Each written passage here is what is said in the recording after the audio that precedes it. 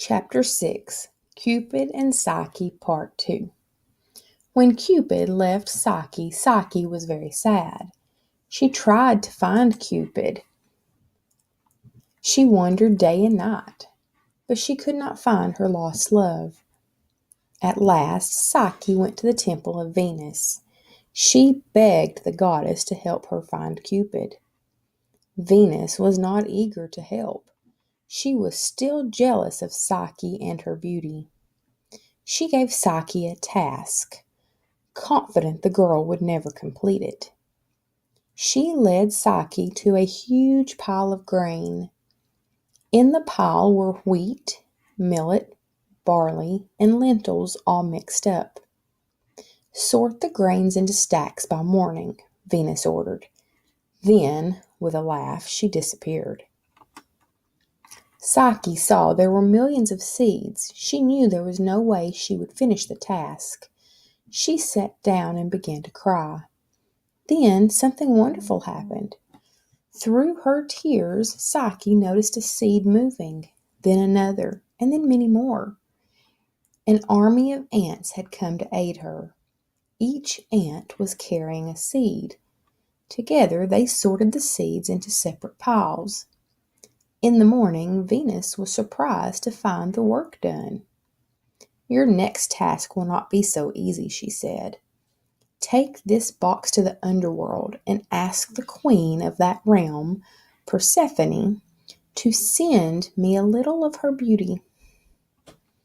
Psyche's heart sank. No human had ever visited the underworld and returned to tell the tale. Just then, a voice spoke to her.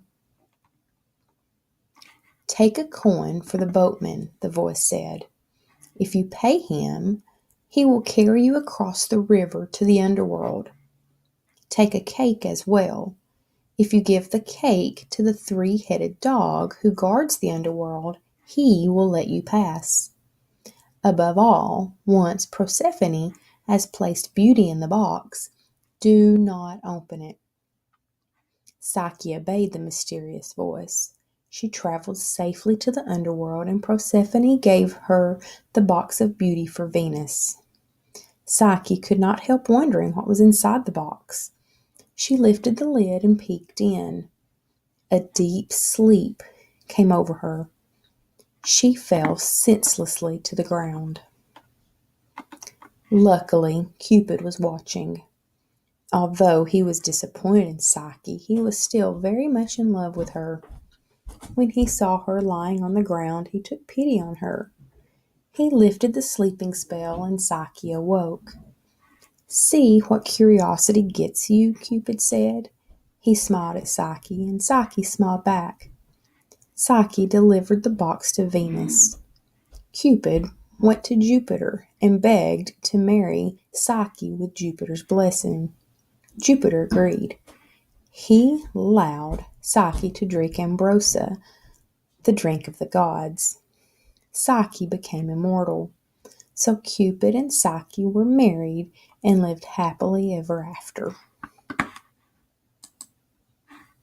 Who did Psyche ask to help her find Cupid? A. Psyche asked Jupiter to help her find Cupid. B. Psyche asked Venus to help her find Cupid. C. Psyche asked her father to help her find Cupid. Or D. Psyche asked Persephone to help her find Cupid. Number 2. Who helped Psyche sort the grain into different piles? A. Venus helped Psyche sort the grain into different piles. B. A mysterious man helped Psyche sort the grain into different piles. C. No one helped Psyche sort the grain into different piles. Or D. An army of ants helped Psyche sort the grain into different piles. Number 3. Who lifted the sleeping spell from Psyche? A. Cupid lifted the sleeping spell from Psyche. B.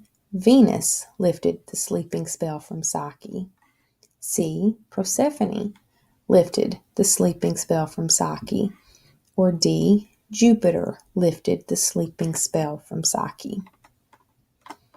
And number 4, what happened to Psyche after she drank ambrosia?